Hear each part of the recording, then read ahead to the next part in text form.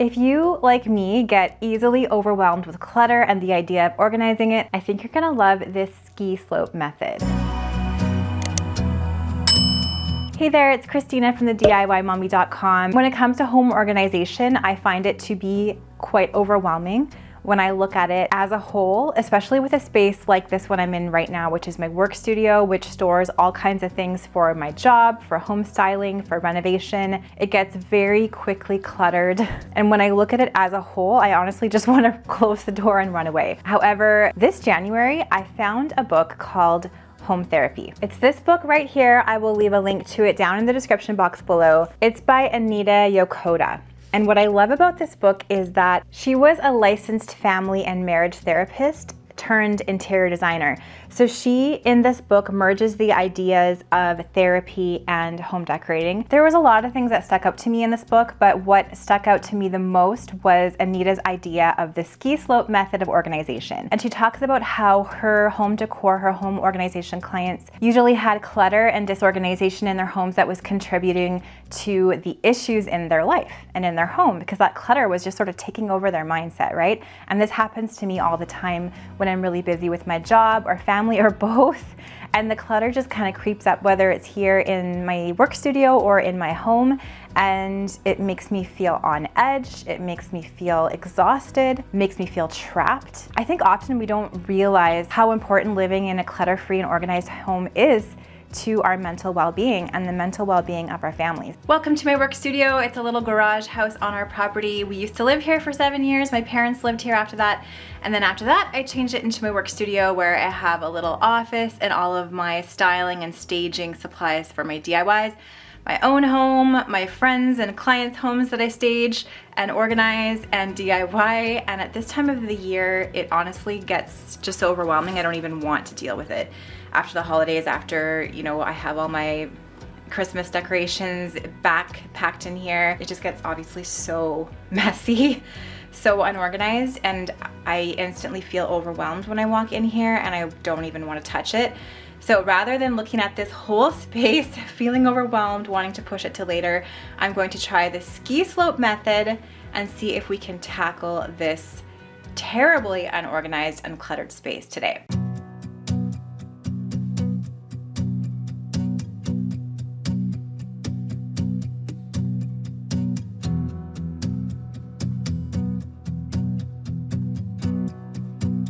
I'm going to use the zigzag method. I am not going to look at this whole space and get overwhelmed and run away. I'm going to start in this corner, completely organize that, move to this corner, organize that, back and forth. I'm going to put a few boxes in the middle of the room, one for relocation, one for donation, and one for recycling. So if there's items that don't belong in this space, they're going to go in those boxes in the middle of the room.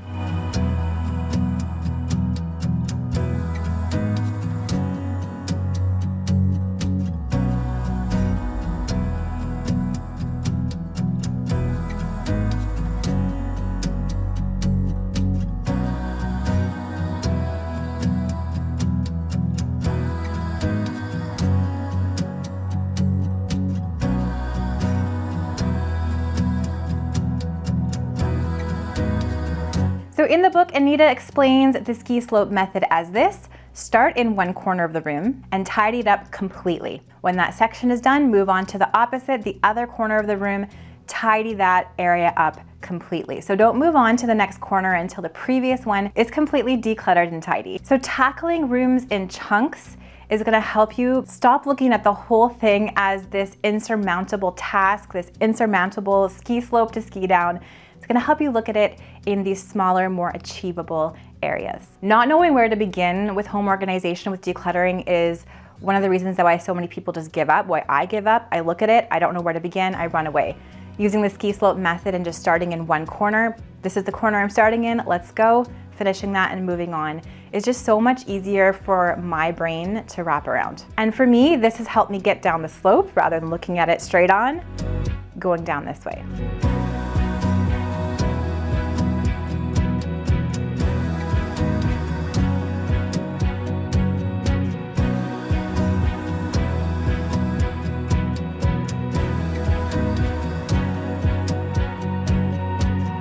Now we're over here on this side with my little island that I do lots of my top-down filming for DIYs. We'll give this a tidy and then we'll move on to that shelf.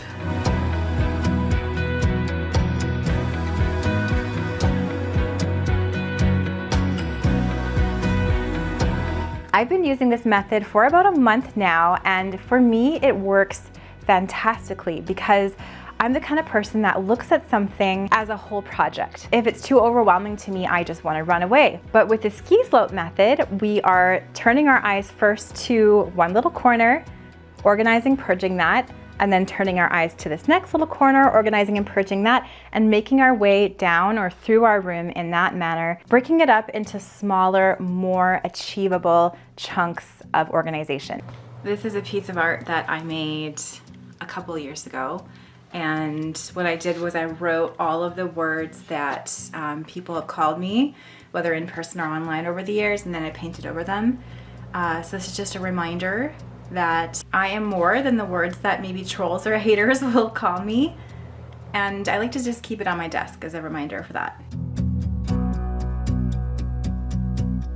I've definitely left the worst area for last, this corner here.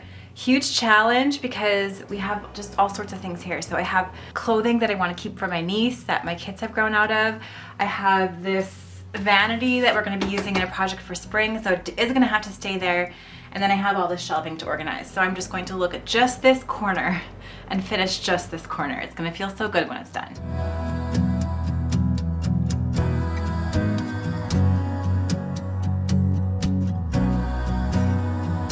This ski slope method has also really worked for my all or nothing attitude in other aspects of my life lately. So over the past year, I've really been working on my physical health. I've had a really hard time over the last couple years to be healthy. And then I've also had a really hard time to focus on my own health and well-being as my kids have been little. So when I turned 40 last year, it really kind of hit me that I needed to take more time to work on my personal health, my eating habits, my exercising habits. And for me, I tend to look at that as an all or nothing thing as well. And if I make one mistake, if I eat one bag of chips instead of vegetables, you know, I want to close the door and run away and stop. But looking at it in these little achievable chunks, okay, let's make healthy choices at breakfast. Let's make healthy choices at lunch. Let's make healthy choices at dinner. Let's go for a walk today. Oh no, I didn't go for a walk today. That's okay. We're not going to throw everything away. We're going to continue in these little chunks of successful little areas. And to me, looking at things in that ski slope method has really helped my personal life. Oh my goodness, this feels so much better. So happy I finally got that done. Zigzagged my way through it. So much better than me trying just to look at the whole thing as one room.